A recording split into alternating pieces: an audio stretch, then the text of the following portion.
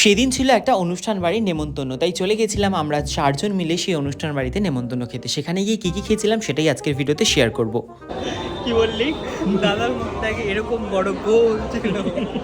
মাছের পিসটা দেখে কি মন্তব্য করেছিল সেটা জানতে পুরো ভিডিওটা দেখতেই হবে। তো সবার প্রথমে চলে এলো একটা সাদা ধপধপে থালা, তারপরে চলে এলো ভেটকি মাছের ফিশ ফ্রাই, সঙ্গে স্যালাড আর সস। আর আমি এনজয় করি ভেটকি মাছের ফিশ ফ্রাইটা খাচ্ছিলাম, কারণ তোমরা সবাই জানো আমার এই ভাজা পোড়া তেলে ভাজা জিনিসগুলো একটু বেশি ভালো লাগে খেতে। তারপরে চলে এসেছিল কিন্তু নান পুরি আর চানা মশলা। আর এখানে আমরা 4 জন মিলে খেতে বসেছিলাম, তাই গল্প করে করে খাওয়া দাওয়াগুলো এনজয় করছিলাম।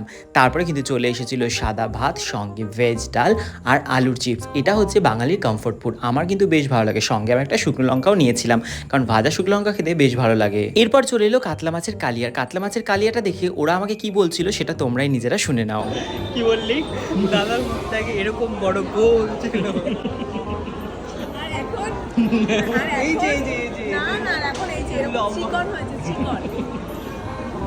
আর লোকটা আমাকে দেখে এত বড় পিসটা দিয়ে গেল, বললো আবার মোটু হও। শুনতেই পারলে ওরা কি বললো, কাতলা মাছের পিসটা নাকি আমাকে দেখেই দিয়ে গেছে। যাই হোক, কাতলা মাছ খাওয়ার পর চলেছিল পার্শে মাছ, তারপরে ছিল ইলিশ মাছ। আর এই হচ্ছে আমাদের ইলিশ মাছ প্রিয় মানুষ, মানে ওই ইলিশ মাছ খেতে খুব ভালোই বাসে। তারপরে আমিও ইলিশ মাছ দিয়ে ভাতটা কিন্তু খেয়ে নিলাম, পার্শে মাছটাও খেয়েছি। এরপর চলেছিল ডেজার্ট, যেটা আমি সুন্দর প্লেটে করে সাজিয়ে নিয়েছি, চাটনি, পাঁপড়, মিষ্টি আর সঙ্গে ছিল পায়েস।